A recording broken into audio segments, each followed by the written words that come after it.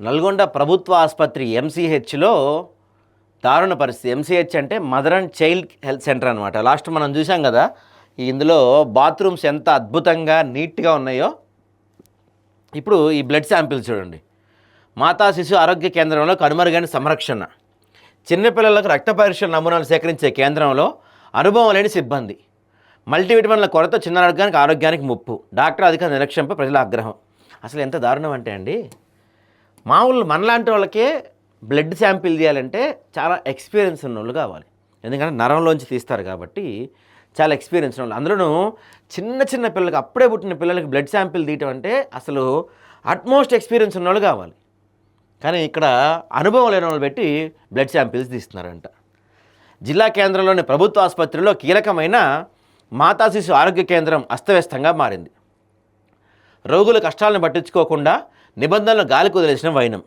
చిన్నారులకు, గర్భిణులకు అందాల్సిన కనీస వైద్య సేవలు, పరీక్షలు కూడా అందడం లేదంటూ ఆసుపత్రి అధికారులు, డాక్టర్ల తీరుపై తీవ్ర ఆరోపణలు వెల్లువెత్తున్నాయి.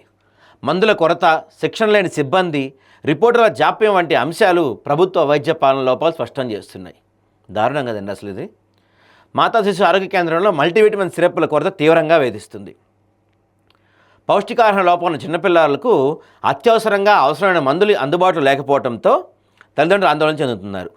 పేద ప్రజల వైద్యం కోసం ప్రభుత్వం కోట్లాది రూపాయలు ఖర్చు చేస్తున్నా కనీసం అత్యవసర మందులను కూడా సరఫరా చేయలేని దారుణమైన పరిస్థితి ఆసుపత్రిలో ఉందంటూ తల్లిదండ్రులు ఆగ్రహం వ్యక్తం చేస్తున్నారంటండి.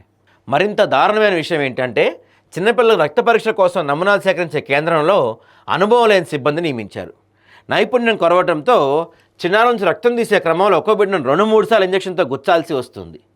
జ్వరంతో బాధపడుతున్న పసిపిల్లలు ఈ నొప్పిని తట్టుకోలేక నరకేతను అనుభవిస్తుందని తల్లిదండ్రులు చెప్తున్నారు. కనీసం శిక్షణ లేని సిబ్బంది ఉంచడం కేవలం అధికారుల నిర్లక్ష్యాన్ని నిదర్శనం అని చెప్తున్నారు. ఎంత దారుణం అంటే నిజంగా, ఎంత నిర్లక్ష్యం, ఎంత ఒళ్ళు బలుపనాల దీన్ని. చిన్న చిన్న పిల్లలకి ఎక్స్పీరియన్స్ వాళ్ళని పెడితే వాళ్ళు 2-3 సార్లు గుచ్చాల్సి వస్తే, అసలే చిన్నపిల్లలు ఒకసారి గుచ్చితేనే గుక్కబెట్టి ఏడుస్తారు. 2-3 సార్లు గుచ్చి మీ ఇష్టానుసారంగా నరాలని పంచర్ చేస్తుంటే పిల్లలకి ఏమైనా జరగడానికి జరిగితే ఎవరు రెస్పాన్సిబిలిటీ?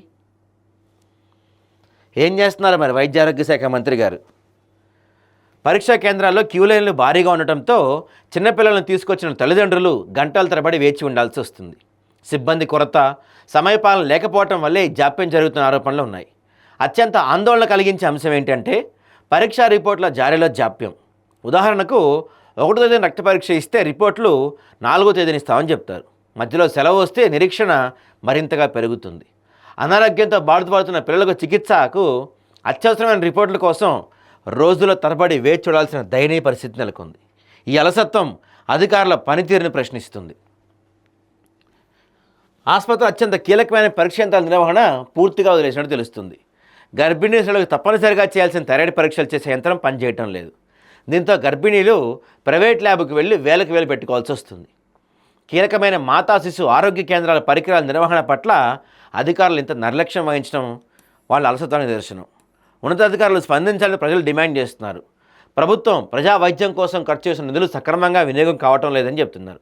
నిజంగా ఎంత దారుణం అండి ఇది.